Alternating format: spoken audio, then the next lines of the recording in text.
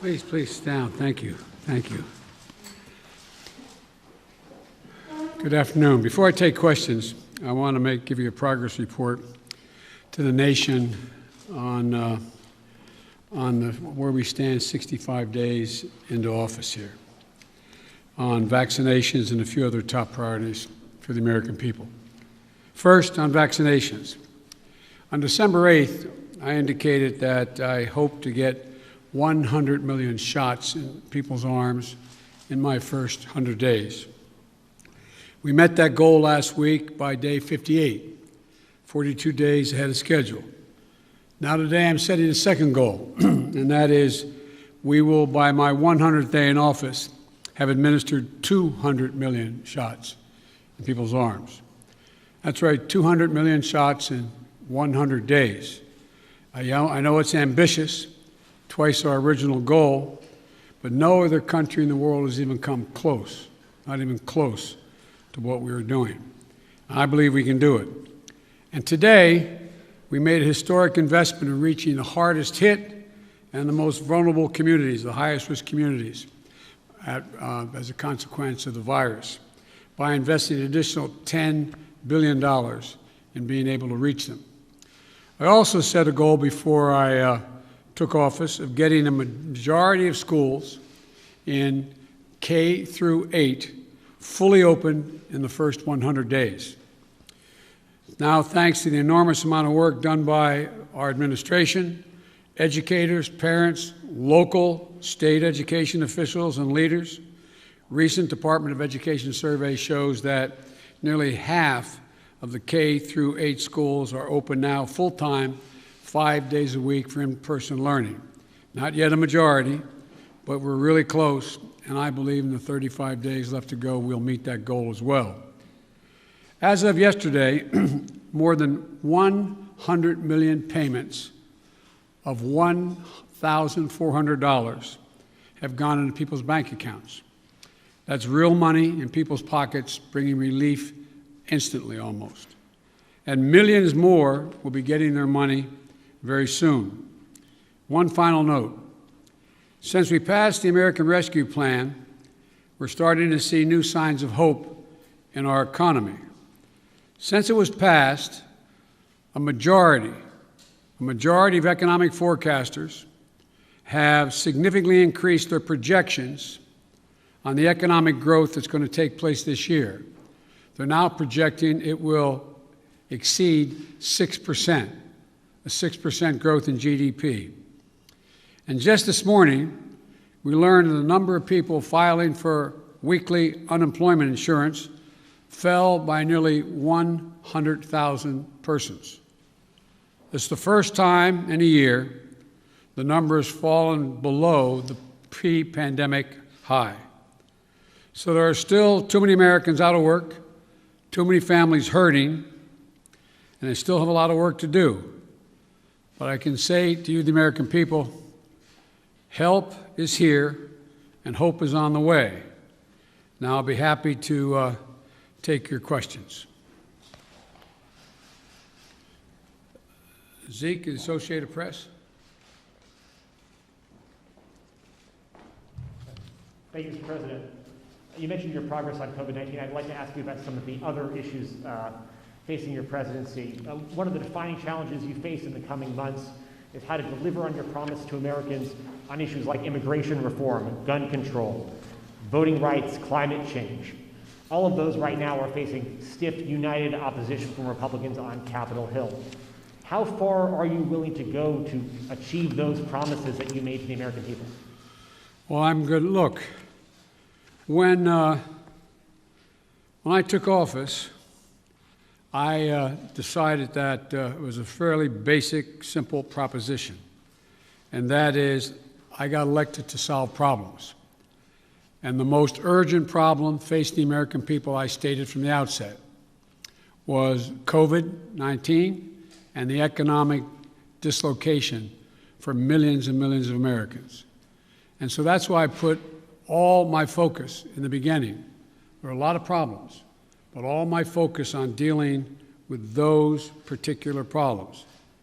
And the other problems we're talking about, from immigration to guns and the other things you mentioned are long-term problems. They've been around a long time. And what we're going to be able to do, God willing, is now begin one at a time to focus on those as well. And whether it's immigration or guns or a number of other problems that face the country. But the fundamental problem is getting people some peace of mind so they can go to bed at night and not stare at the ceiling wondering whether they lost their health insurance, whether they're going to lose a family member, whether they're going to be in a position where they're going to lose their home because they can't pay their mortgage, or the millions of people are going to get thrown out of their homes because of the inability to pay their rent. So we're going to move on these one at a time, try to do as many simultaneously as we can, but that's the reason why I focused as I have. And here's the deal. I think my Republican colleagues are going to have to determine whether or not we want to work together, or they'll decide that the way in which they want to proceed is to just decide to divide the country, continue the politics of division. But I'm not going to do that. I'm just going to move forward and take these things as they come.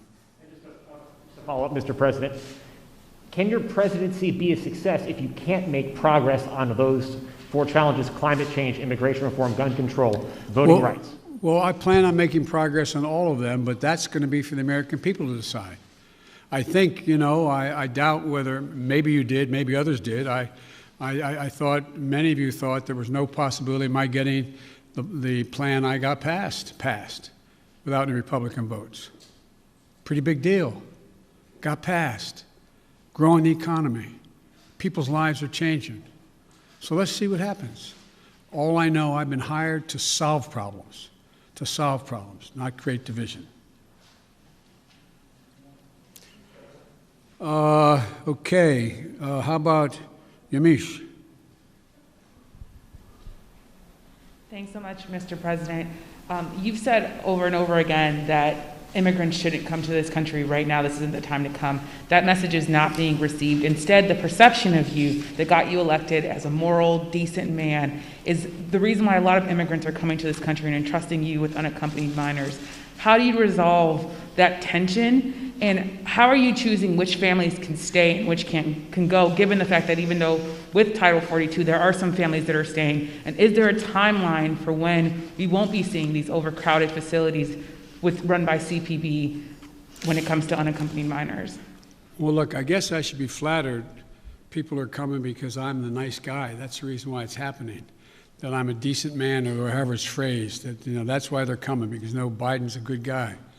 Truth of the matter is, nothing has changed.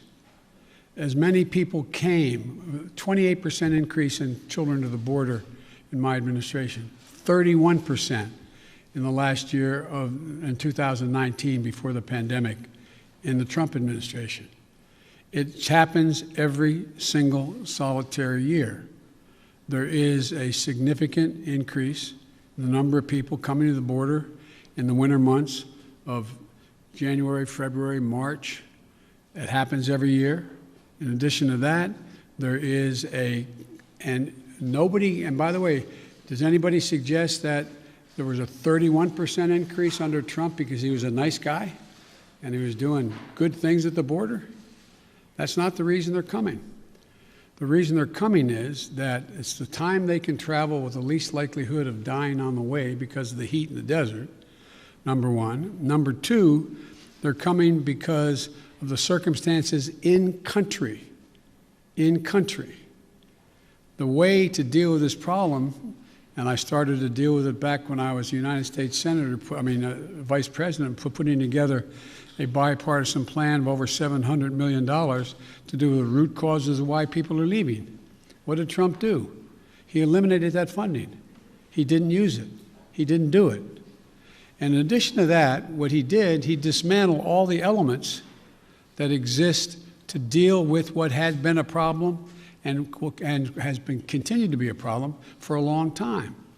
He, in fact, shut down the number of beds available. He did not fund HHS to get the children out of those Border Patrol facilities where they should not be and not supposed to be more than a few days, a little while. But he dismantled all of that. And so what we're doing now is attempting to rebuild the system that can accommodate what is happening today. And I'd like to think it's because I'm a nice guy, but it's not. It's because of what's happened every year. Let me say one other thing on this. If you take a look at the number of people who are coming, the vast majority, the overwhelming majority of people coming to the border and crossing are being sent back,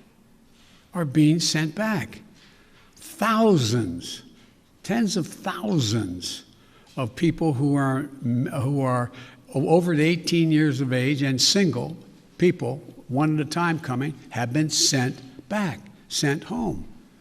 We're sending back the vast majority of the families that are coming. We're trying to work out now with Mexico their willingness to take more of those families back.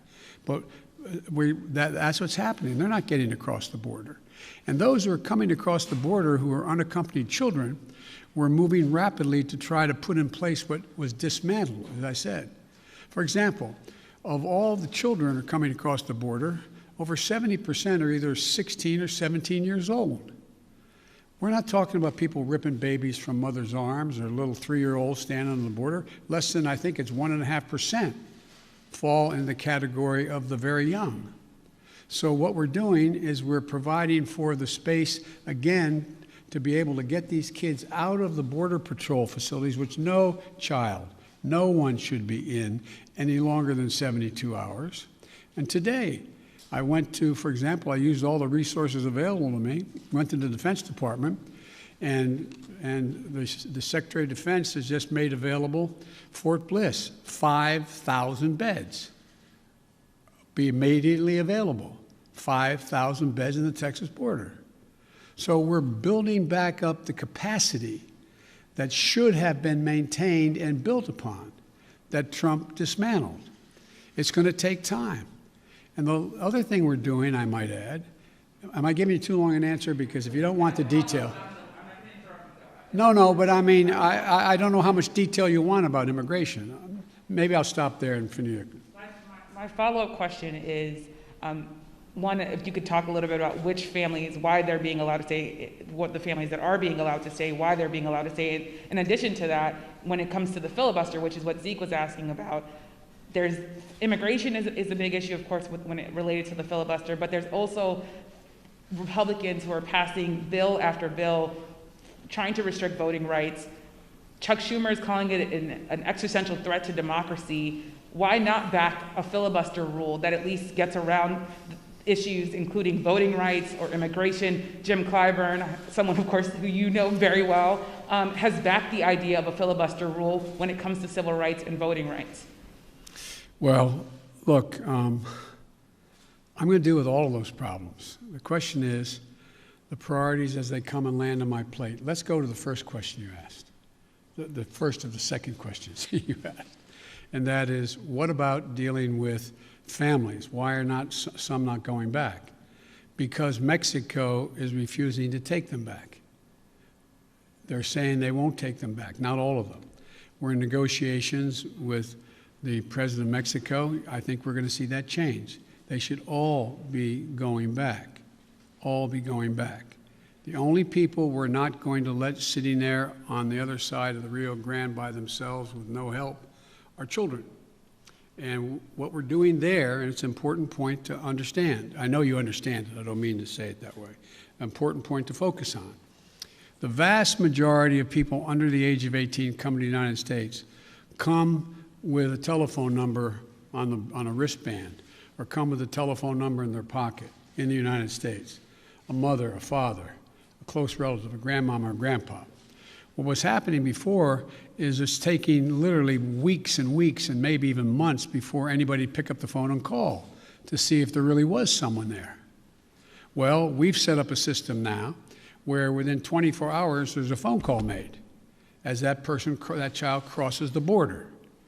And then a verification system being put in place as of today to determine quickly whether or not that is a trafficker being called or that is actually a mom, a dad, and or a close relative.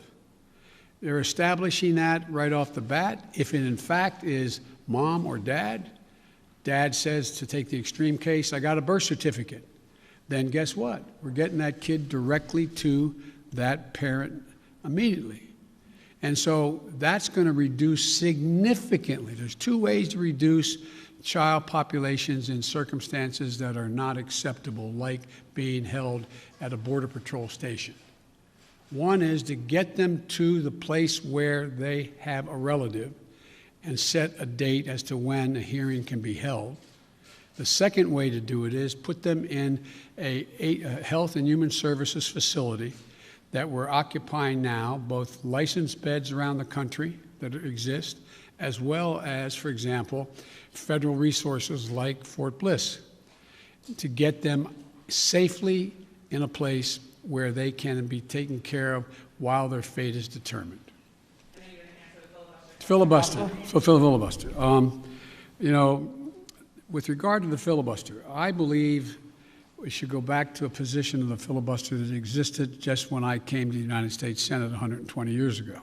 And that is that it used to be required for the filibuster, and I had a card on this. I was going to give you the statistics, but you probably know them. That it used to be that from between 1917 and 1971, the filibuster existed. There were a total of 58 motions to break a filibuster.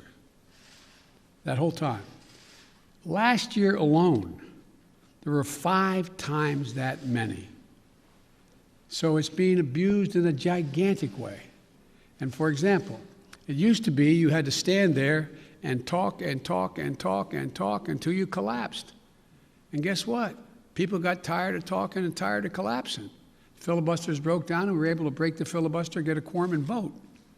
So I strongly support moving in that direction, in addition to having an open mind about dealing with certain things that are just elemental to the functioning of our democracy, like the right to vote, like the basic right to vote. We've amended the filibuster in the past. But here's the deal. As you've observed, I'm a fairly practical guy. I want to get things done. I want to get them done consistent with what we promised the American people. And in order to do that, in a 50-50 Senate, we've got to get to the place where I get 50 votes so that the Vice President of the United States can break the tie, or I get 51 votes without her. And so I'm going to say something outrageous. I have never been particularly poor at calculating how to get things done in the United States Senate. So the best way to get something done, if it holds near and dear to you that you like to be able to, anyway, we're going to get a lot done. And if we have to, if there's complete lockdown and chaos as a consequence of the filibuster, then we'll have to go beyond what I'm talking about. Okay, hang on. Sorry.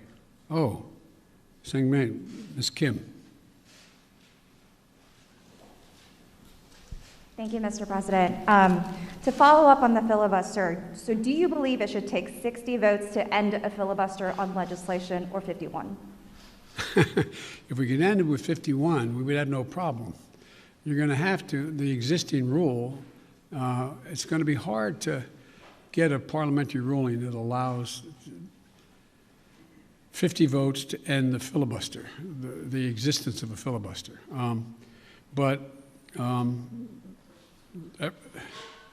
It's not my expertise in what the parliamentary rules and how to get there are, but our preoccupation with the filibuster is totally legitimate.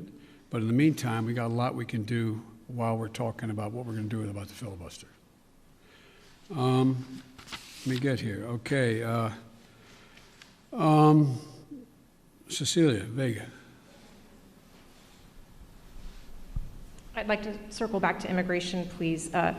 You just listed the reasons that people are coming, talking about in-country problems, saying that it happens every year. You blamed the last administration. Sir, I just got back last night from a reporting trip to the border where I met 9-year-old Josel, who walked here from Honduras by himself, along with another little boy. He had that phone number Astounding. on him, and we were able to call his family. His mother says that she sent her son to this country because she believes that you are not deporting unaccompanied minors like her son. That's why she sent him alone from Honduras.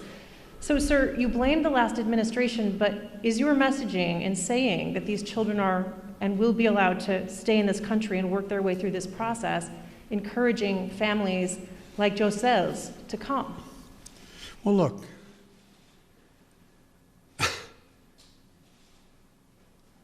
the idea that I'm going to say, which I would never do, that if an unaccompanied child ends up at the border, we're just going to let them starve to death and stay on the other side.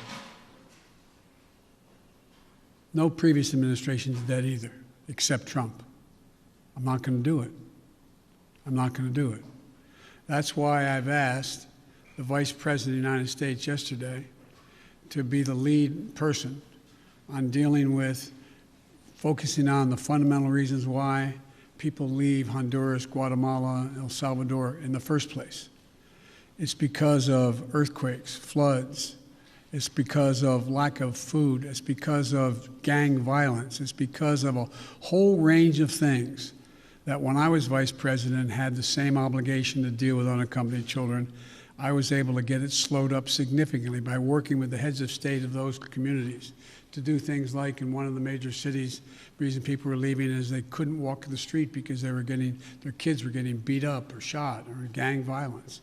Well, what I was able to do is not give money to the head of state because so many are corrupt, but I was able to say, okay, you need lighting in the streets to change things?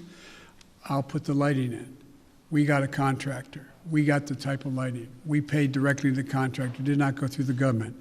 And violent crime significantly was reduced in that city. Fewer people sought to leave. When this hurricane occurred, the 2 hurricanes, instead of us going down and helping in a major way so that people would not have a reason to want to leave in the first place because they didn't have housing or water or sustenance, we did nothing. We're going to do a lot in our administration. We're going to be spending that $700+ million a year to change the life and circumstances of why people leave in the first place. That mother did not sit around on the kitchen table and say, you know, I got a great idea. Why I'm going to make sure my son gets taken care of is I'm going to put him, how old was he or she? He's 9. I also met a 10-year-old. A 9-year-old. I'm going to send him on a 1,000-mile journey across the desert and up to the United States because I know Joe Biden's a nice guy and he'll take care of him. What a desperate act to have to take. The circumstances must be horrible. So we can do something about that. That's what the vice president's going to be doing. What I did when President Obama asked me to come and deal. I was in Turkey at the time. He said, you got to come home and take care of this. So we put together a plan, and it had an impact. And so the question here is how we go ahead and do this, what we do. There's no easy answer. Quick follow, if I may. Do you want to see these unaccompanied minors staying in this country, or should they be deported eventually? Well, the judgment has to be made whether or not, in this young man's case, he has a mom at home. There's an overwhelming reason why he'd be put in a plane and flown back to his mom.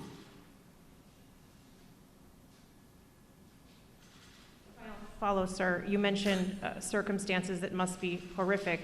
The Customs and Border Protection Facility in Donna, Texas, I was there, is at 1,556% capacity right now with mostly unaccompanied minors. There are kids that are sleeping on floors. They are packed into these pods. I've spoken to lawyers who say that some of these children have not seen the sun in days. What is your reaction to these images that have come out from that particular facility? Is what's happening inside acceptable to you? And when is this going to be fixed? That's a serious question, right? Is it acceptable to me? Come on. That's why we're going to be moving 1,000 of those kids out quickly. That's why I got Fort Bliss opened up. That's why I've been working from the moment this started to happen to try to find additional access for children to be able to safely, not just children, but particularly children, to be able to safely be housed while we follow through on the rest of what's happening. That is totally unacceptable.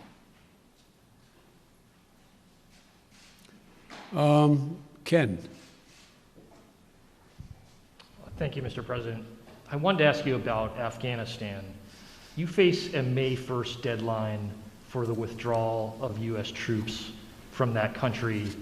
As a candidate in foreign affairs, you wrote that it is past time to end these forever wars.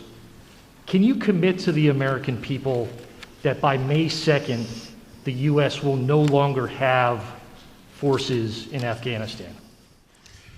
The answer is that it's going to be hard to meet the May 1 deadline. Just in terms of tactical reasons, it's hard to get those troops out. So what we've been doing, what I've been doing, and what Secretary Blinken has been doing, we've been meeting with our allies, those other nations that have NATO allies who have troops in Afghanistan as well. And if we leave, we're going to do so in a safe and orderly way. We're in consultation, I say, with our allies and partners and how to proceed. And Secretary Blinken is meeting in Brussels this week with our NATO allies, particularly those who have forces there. And General Austin is just met with Kayani, and I'm waiting for the briefing on that. He is the leader, quote, in Afghanistan and Kabul. And there's a UN-led process that's beginning shortly on how to mechanically get people, how to end this war. But it is not my intention to stay there for a long time. But the question is, how and in what circumstances do we meet that agreement that was made by President Trump to leave under a deal that looks like it's not being able to be worked out to begin with? How's that done? But we are not staying a long time. You just said if we leave. Do you think it's possible that We will leave. The question is when we leave.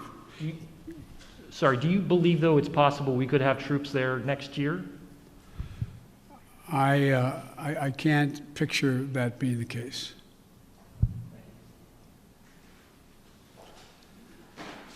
Okay, Kristen. Thank you very much, Mr. President. Given the conditions that were just laid out at the migrant facilities at the U.S. border, will you commit to allowing journalists to have access to the facilities that are overcrowded moving forward? I will commit when my plan very shortly is underway to let you have access to not just them, but to other facilities as well.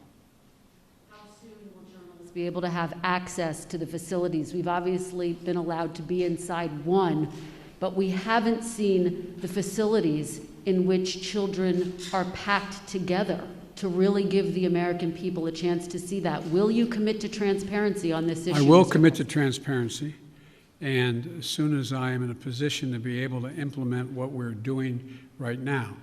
And one of the reasons I haven't gone down, all my chief folks have gone down, is I don't want to become the issue.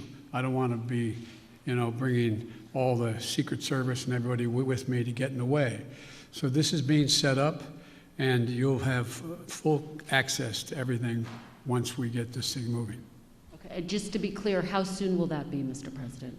I don't know, to be clear. Do you bear responsibility for everything that's happening at the border now? I hear you talking a lot about the past administration. You decided to roll back some of those policies. Did you move too quickly to roll back some what, I'm sorry? Policies. Did you move too quickly to roll back some of the executive orders of your predecessor? First of all the policies that are underway were not helping at all. Did not slow up the amount of immigration and as many people coming. And rolling back the policies of separating children from their mothers. I make no apology for that. Rolling back the policies of remain in Mexico, sitting on the edge of the Rio Grande in a muddy circumstance with not enough to eat. I make no apologies for that. I make no apologies for ending programs that did not exist before Trump became president, that have an incredibly negative impact on the law, international law, as well as on human dignity. And so I make no apologies for that. To ask you about foreign policy, Mr. President. Overnight, we learned that North Korea tested 2 ballistic missiles. What, if any, actions will you take, and what is your red line on North Korea? Let me say that, number one, UN Resolution 1718 was violated by those particular missiles that were tested, number one. We're consulting with our allies and partners, and there will be responses if they choose to escalate. We will respond accordingly. But I'm also prepared for some form of diplomacy, but it has to be conditioned upon the end result of denuclearization. So that's what we're doing right now, consulting with our allies. Just very quick follow-up. You only got another hour now, okay? Diplomacy, can you define what you mean? And former President Obama warned the incoming President Trump that North Korea was the top foreign policy issue that he was watching. Is that how you assess the crisis in North Korea? Yes. Okay, hang on a second here. Kristen, Nancy, CBS. Thank you very much, Mr. President. I want to go back to voting rights. And as Yamiche mentioned, Republican legislatures across the country are working to pass bills that would restrict voting, particularly Democrats fear impacting minority voters and young voters, the very people who helped to get you elected in November. Are you worried that if you don't manage to pass voting rights legislation, that your party is going to lose seats and possibly lose control of the House and the Senate in 2022? What I'm worried about is how un-American this whole initiative is. It's sick. It's sick. Deciding in some states that you cannot bring water to people standing in line, waiting to vote. Deciding that you're going to end voting at 5 o'clock when working people are just getting off work. Deciding that there will be no absentee ballots under the most rigid circumstances. It's all designed, and I'm going to spend my time doing 3 things. One, trying to figure out how to pass the legislation passed by the House, number one. Number two, educating the American public. The Republican voters I know find this despicable. Republican voters, the folks outside this White House. I'm not talking about the elected officials. I'm talking about voters. And so I'm convinced that we'll be able to stop this because it is the most pernicious thing. This makes Jim Crow look like Jim Eagle. I mean, this is gigantic, what they're trying to do. And it cannot be sustained. And do everything in my power, along with my friends in the House and the Senate, to keep that from becoming the law.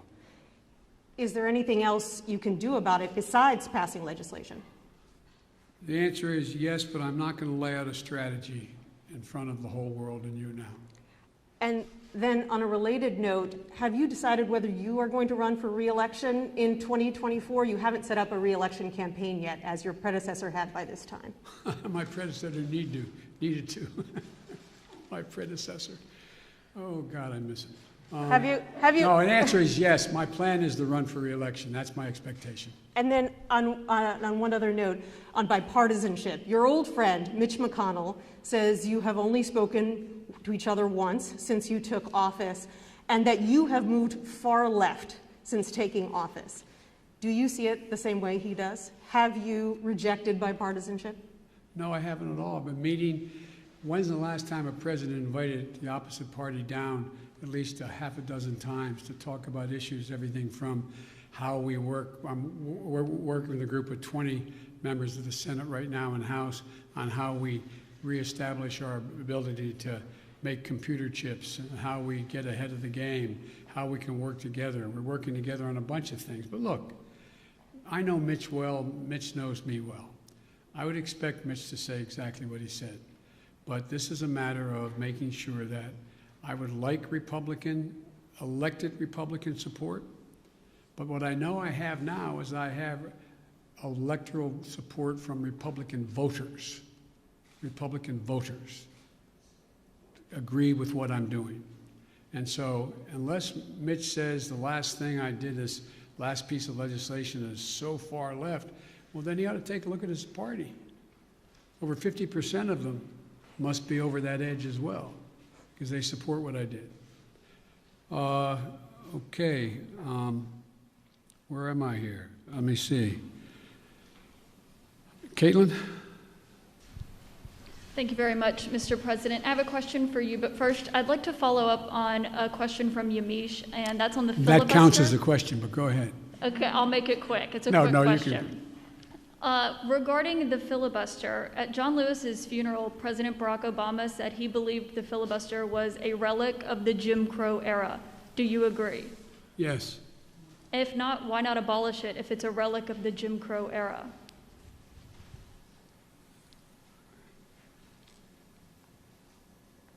Successful electoral politics is the art of the possible. Let's figure out how we can get this done and move in the direction of significantly changing the abuse of even the filibuster rule first. It's been abused from the time it came into being by an extreme way in the last 20 years. Let's deal with the abuse first. You're moving closer to eliminating the filibuster. Is that correct? I answered your question. You also just made some news by saying that you are going to run for re-election. I said that is my expectation. So is that a yes, that you are running for re-election? Look, I don't know where you guys come from, man. I've never been able to travel. I'm a great respecter of fate. I've never been able to plan 3.5 years ahead for certain. And if you do run, will Vice President Harris be on your ticket? I would fully expect that to be the case. She's doing a great job. She's a great partner. She's a great partner. And do you believe you'll be running against former President Trump? Oh, come on. I don't even think about it. I have no idea. I have no idea whether there'll be a Republican Party. Do you? I know you don't have to answer my question, but I mean, do you? I mean, look, this is the way I view things. I become a great respecter of fate in my life. I set a goal that's in front of me to get things done for the people I care most about, which are hard-working, decent American people who really having it stuck to them. I want to change the paradigm. I want to change the paradigm. We start to reward work, not just wealth. I want to change the paradigm. If you notice, didn't you find it kind of interesting that my Republican friends were worried about that the cost and the taxes that had to be had, if there is any tax to be had as they talk about it, in dealing with the act that we just passed, which puts money in people's pockets, ordinary people? Do you hear them complain when they passed close to $2 trillion Trump tax cut, 83% going to the top 1%? Do you hear them talk about that at all? I love the fact that they found this whole idea of concern about the federal budget. It's kind of amazing. When the federal budget is saving people's lives, they don't think it's such a good idea. When the federal budget is feathering the nest of the wealthiest Americans, 90 of the Fortune 500 companies making billions of dollars, not paying a cent in taxes, reducing taxes to the point that people who are making, if you're a husband and wife, a school teacher, and a cop, you're paying at a higher rate than the average person making $1 billion a year is. Something's wrong. Their newfound concern I'm concerned, look, I meant what I said when I ran, and a lot of you still think I'm wrong, and I respect that. So I'm running for 3 reasons. To restore the soul, dignity, honor, honesty, transparency to the American political system.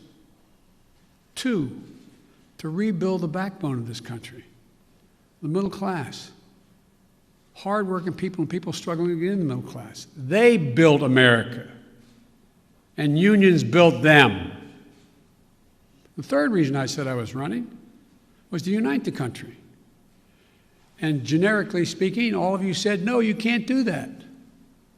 Well, I've not been able to unite the Congress, but I've been uniting the country based on the polling data. We have to come together. We have to. So from my perspective, you know, it's, to me, it's about just, you know, getting out there, putting one foot in front of the other, and just trying to make things better for people. Just hard-working people.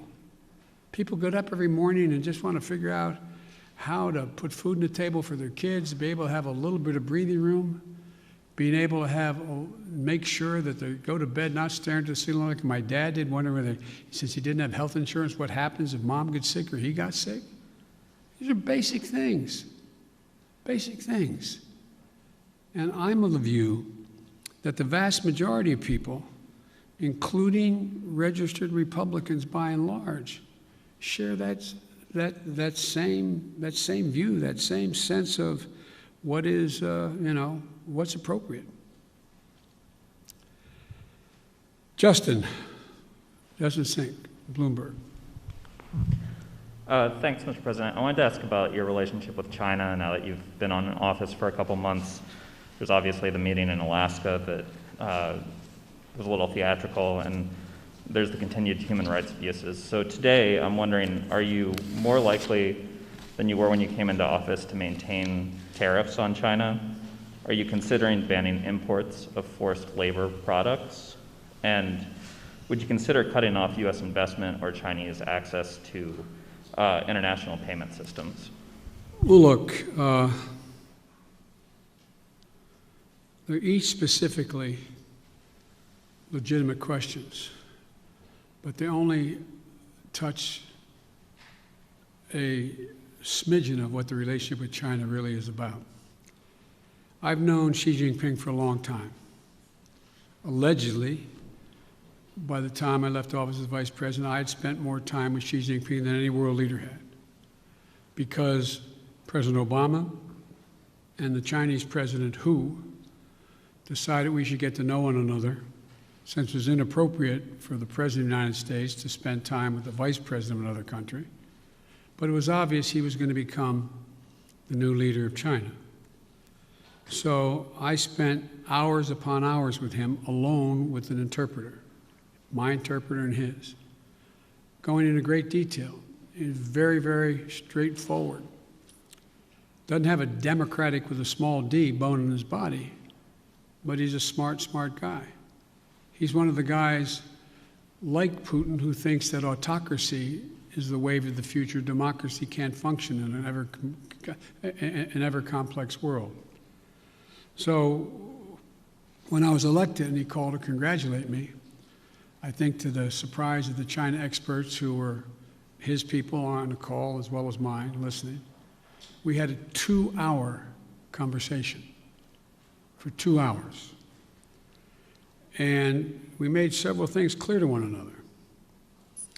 I made it clear to him again, what I've told him in person on several occasions, that we're not looking for confrontation, although we know there will be steep, steep competition. 2, that we'll have strong competition, but we'll insist that China play by the international rules. Fair competition, fair practices, fair trade. Thirdly, in order to compete effectively, I indicated that we're going to deal with China effectively. And we're going to need 3 things to do that, telling our people. First, we're going to invest in American workers and American science. I said that all through the campaign. I say it again, and I'm setting up my administration to be able to do that, which is that You know, back in the 60s, we used to invest a little over 2% of our entire GDP in pure research and investment in science. Today, it's 0.7%. I'm going to change that. We're going to change that. The future lies in who can, in fact, own the future as it relates to technology, quantum computing, a whole range of things, including in medical fields. And so, what I'm going to do is make sure we invest closer to 2%. One of the reasons why I've set up the PAB, the President's Board with Scientists and the like, again, is we're going to invest in medical research, cancer, Alzheimer's, diabetes, the things, industries of the future, artificial intelligence, quantum computing, biotech, and we're going to make real investments. China is out investing us by a long shot because their plan is to own that future.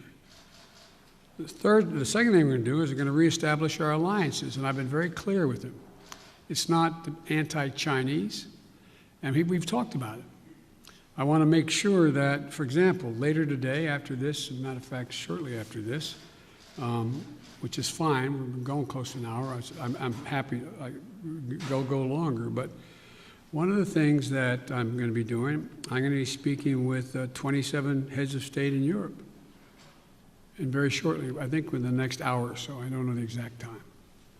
And earlier this month, and apparently it got the Chinese attention, that's not why I did it, I met with our allies and how we're going to hold China accountable in the region. Australia, India, Japan, and the United States, the so-called Quad. Because we have to have democracies working together. Before too long, I'm going to invite an alliance of democracies to come here to discuss the future. And so we're going to make it clear that in order to deal with these things, we are going to hold China accountable to follow the rules. To follow the rules. Whether it relates to the South China Sea or the North China Sea or the agreement made on Taiwan or a whole range of other things. And the third thing, and the thing that I admire about dealing with Xi is he understands, he makes no pretense about not understanding what I'm saying any more than I do him. I pointed out to him, no leader can be sustained in his position or her position unless they represent the values of the country. And I said, Mr. President, as I've told you before, Americans value the notion of freedom. America values human rights. We don't always live up to our expectations, but it's a value system. We are founded on that principle. And as long as you and your country continues to so blatantly violate human rights, we are going to continue in an unrelenting way to call to the attention of the world and make it clear what's happening. And he understood that. I made it clear that no American president, at least one did, but no American president ever backed down from speaking out of what's happening in the Uyghurs, what's happening in Hong Kong, what's happening in country. That's who we are. The moment a president walks away from that, as the last one did, is the moment we begin to lose our legitimacy around the world. It's who we are. So I see stiff competition with China. China has an overall goal, and I don't criticize them for the goal, but they have an overall goal to become the leading country in the world, the wealthiest country in the world, and the most powerful country in the world. That's not going to happen on my watch, because the United States is going to continue to grow and expand. All right, just to follow up on the meeting of democracies, is that where you expect in a multilateral way to make these decisions about sanctions or No, that's not where I make the decision. That's where I make sure we're all on the same page.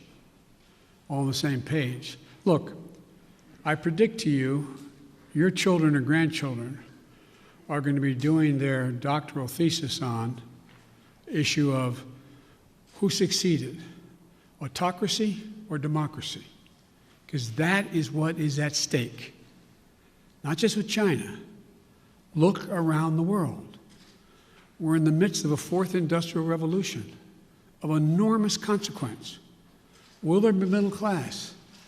How will people adjust to these significant changes in science and technology, the environment? How will they do that? And our democracy is equipped, because all the people get to speak, to compete. It is clear, absolutely clear, and most of the scholars I dealt with at Penn agree with me around the country, that this is a battle between the utility of democracies in the 21st century and autocracies.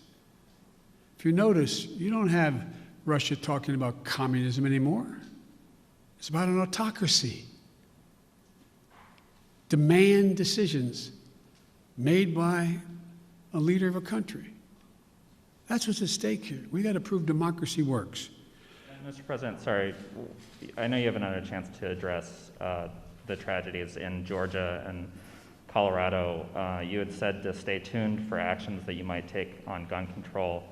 Wondering if you've made a decision either about sending the manufacturer liability bill that you had promised on day one to Capitol Hill, or executive actions like going after ghost guns or giving money to cities and states to battle gun control.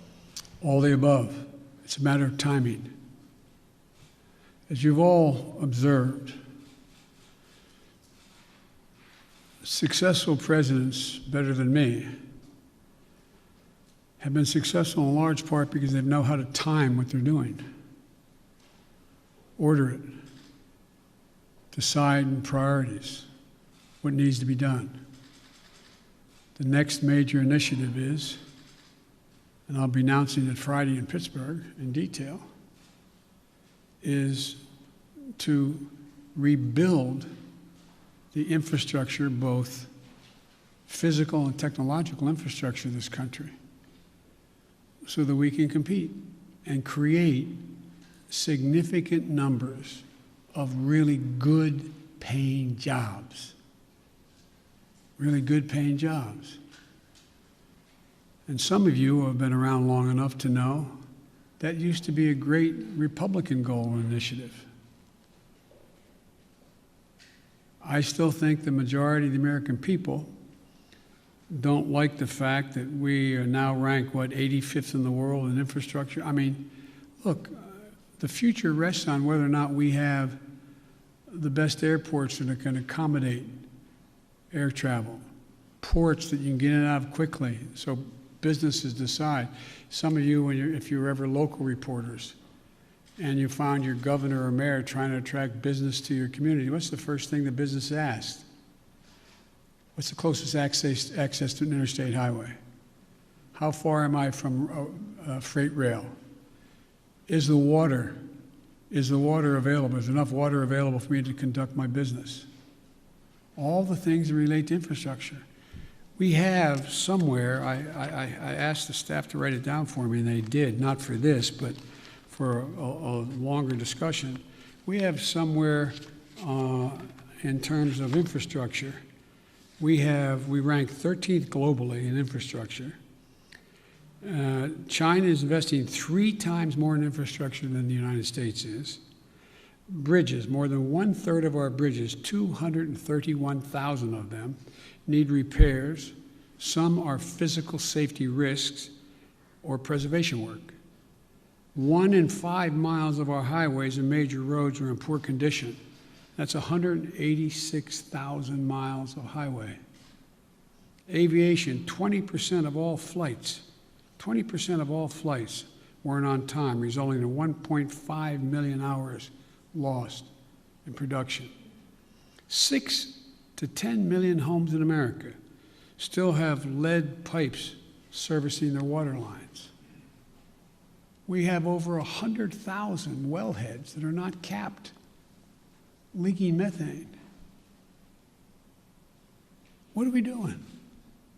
And by the way, we can put as many pipe fitters and miners on us to work capping those wells at the same price that they would charge to dig those wells. So I just find it frustrating. Frustrating. Talk about, last point I'll make in the infrastructure, and I apologize for spending more time on it, but is that if you think about it,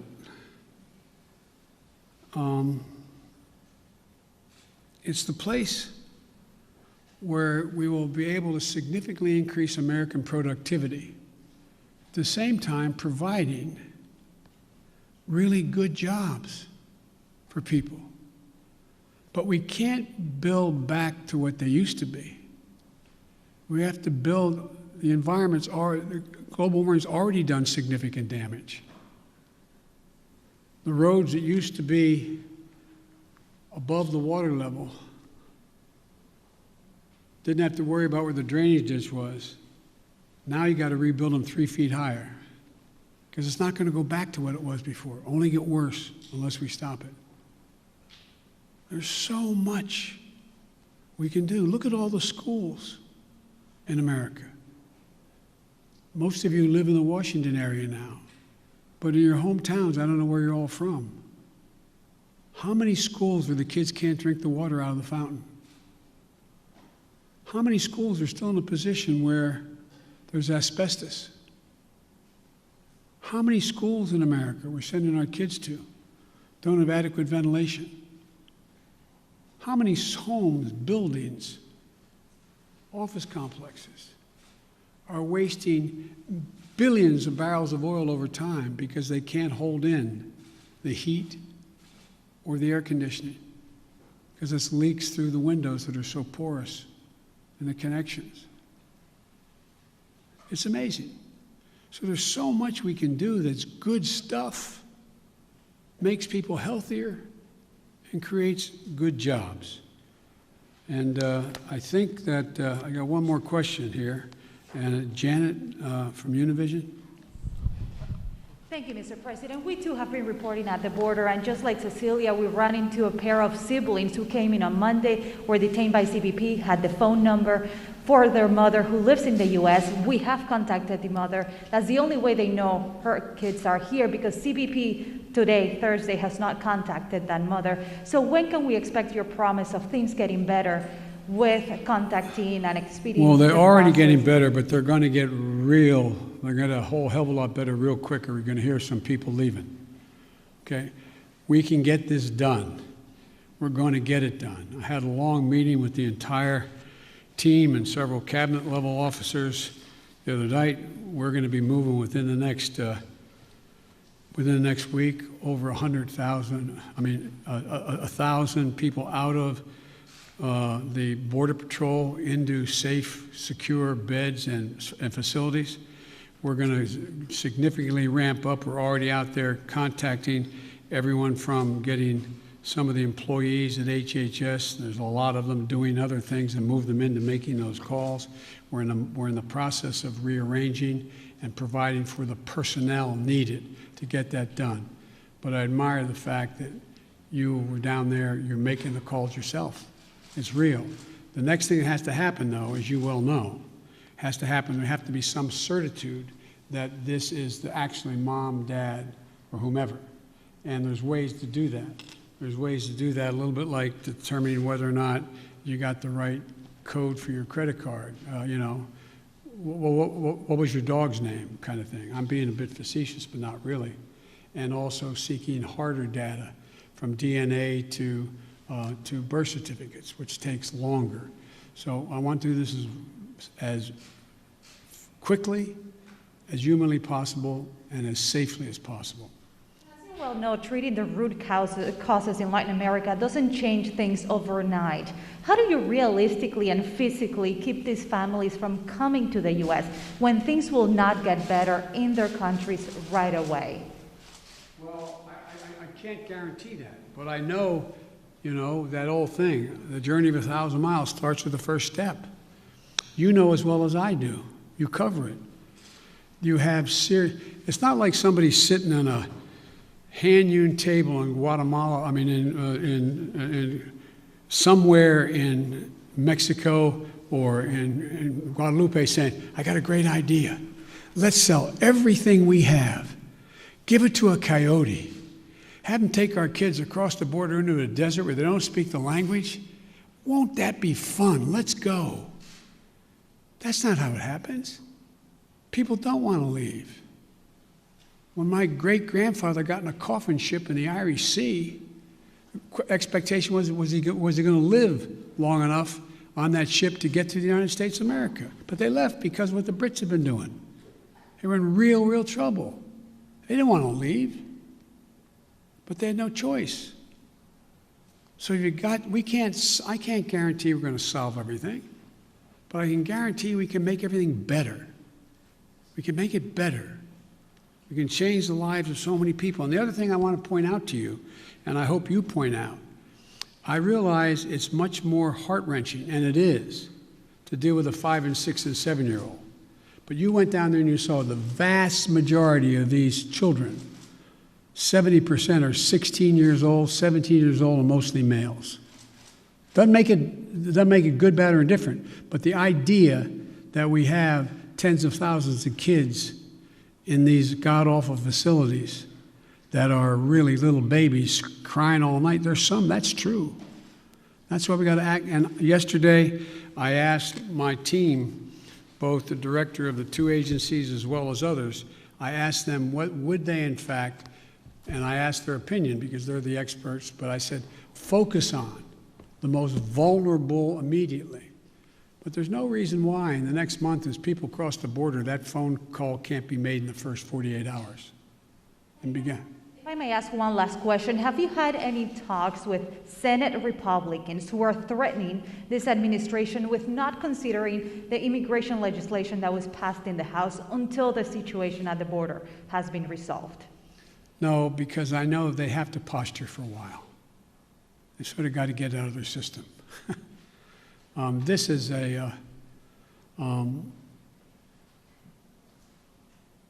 but I'm ready to work with any Republican who wants to help solve the problem or make the situation better. But folks, I'm going. Thank you very, very much. I appreciate it. Thank you.